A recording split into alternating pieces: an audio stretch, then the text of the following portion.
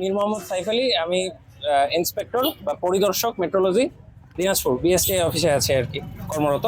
তো আজকে আমরা একটা মোবাইল কোর্ট অভিযানে আসছিলাম আমাদের হাকিমপুর উপজেলায়।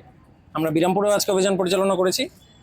মূলত তেলের যে একটা সংকট তৈরি হয়েছে আমাদের দেশে, সেটার প্রেক্ষিতে আমরা আসা।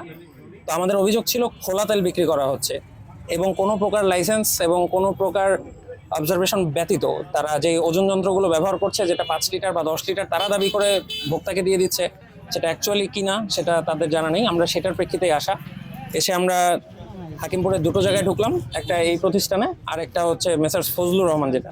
তো সেটাতে আমরা কেরোসিন এবং ডিজেল দুইটা পরিমাপ করেছি 10 লিটার, দুটাতে আমরা ওজনে কম পেয়েছি ভলিউমে। অ্যাকচুয়ালি তেল যেহেতু মিলিলিটারে মাপে, তো একটাতে 90 মিলি কম পেয়েছি প্রতি 10 লিটারে, আরেকটাতে 60 মিলি কম পেয়েছি আমরা প্রতি 10 লিটারে। তো সেটাতে আমাদের বিজ্ঞ ম্যাজিস্ট্রেট স্যার ছিলেন, তেলের পরিমাপ হিসাব করে তার দৈনন্দিন যে পরিমাণ খরচ, প্রতিদিন উনি প্রায় 450 টাকা তাহলে ফ্রড হচ্ছে, যেটা জনগণকে সে কম দেয়। সেই হিসেবে প্রতি মাসে তার 13,500 টাকার মতো কম আসে। সেখান থেকে স্যারের বিবেচনা অনুযায়ী 10,000 টাকার মতো তাকে অর্থদণ্ডে দণ্ডিত করে এবং তাকে আমরা সতর্ক করি যাতে সে বিএসটি যত দ্রুত সম্ভব লাইসেন্স নিয়ে নেয়। তাহলে প্রতি বাৎসরিকভাবে সেটা একটা মনিটরিং এর মধ্যে থাকবে। আমরা ওনাদেরকেও তাই বলেছি। এখানে যেটা সমস্যা হচ্ছে, ম্যাক্সিমাম বিএসটি অফিসের নাম জানে না, কিভাবে করতে হয় সেই প্রসিডিউর জানে না। তাই সবার সম্মিলিত উদ্যোগে যদি এটাকে ঠিক করা যায়, সেই প্রচেষ্টায় আমরা আছি। ধন্যবাদ।